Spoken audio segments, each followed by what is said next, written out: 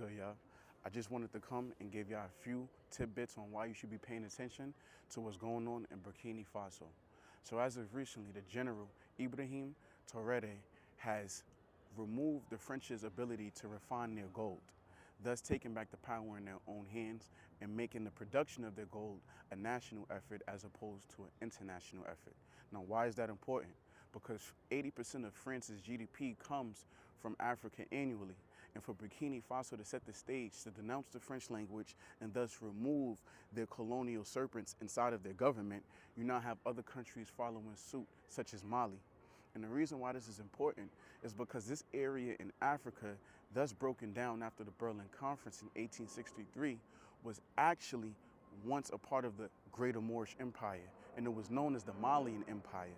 And the Malian Empire was under the regime of Mansa Musa, who was thus known for having the most gold in the world, $400 billion exact. And the reason for that being important is because Mansa Musa, during his Hajj to Mecca, actually gave away what would be considered to be $100 million worth of gold, and thus reviving a lot of African economies in the process. So much so that it actually gave way for the international bankers that's behind the Federal Reserve, the World Bank, the World Economic Forum, the IMF, the International Monetary Fund, the United Nations, and so on. They actually took the idea of minting gold for the fact that Mansa Musa was giving out so much gold. And here we are, some 700 odd years later, watching a revolution taking place in a dual fold.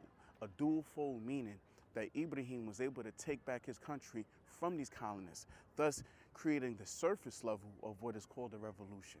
But on an intrinsic level, he was able to revive the same resource that his ancestors was using to give prestige and honor to his nation and thus bring them back to the glory in which they once had.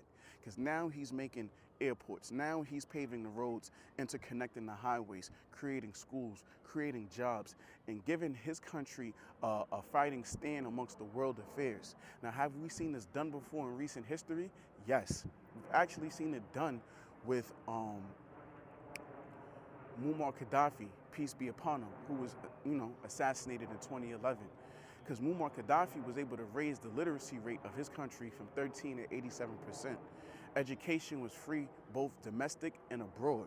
And not only that, but there was no such thing as utility bills. There was no such things as taxation without representation. That country was once considered to be a utopian before it was sieged by the U.S.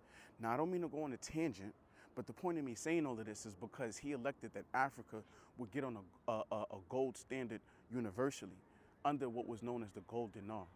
And as of recently, in 2019, before the pandemic, the Prime Minister of Malaysia elected that the continent of Asia do the same thing. And if you know geography, Africa and Asia are right next to each other. The only thing that splits it is the Red Sea. So because of that, if Africa and Asia was electing to get under the gold dinar, and now you have organizations such as BRICS, that's basically being the counter economist to the United States and its Israeli and its Euro-backed powers, because the United States is the world reserve currency now, but that could drastically change for efforts that's being done like so. So you guys tap in, you do the knowledge, pay attention, and just spread the word. Salute.